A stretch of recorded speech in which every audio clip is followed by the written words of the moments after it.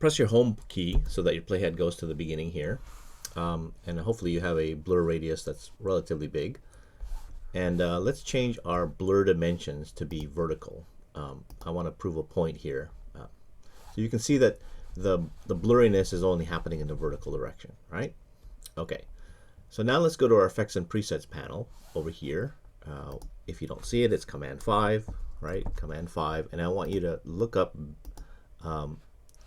if you have anything being searched, hit the little X, and then you're going to see all these categories. So twirl down distort, and then you should see CC Bender. So CC Bender, just select it and drag it on top of your composition. So what does this do? Well, if you go to the CC Bender over here and change the amount, you can see that it's going to bend it. So it bends the effect.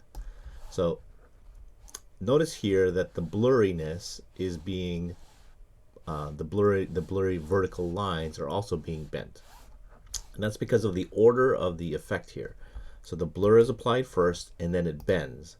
Now what if we reverse the order of this? So if we take fast box blur and drag it underneath CC Bender, so now check it out. The bender is applied first and then the blur. So look at the blur lines here. They're actually still vertical. They're not being bent. So be aware of the stacking order of the effect, because the effect goes from top to bottom. You can temporarily disable an effect by clicking this little FX thing.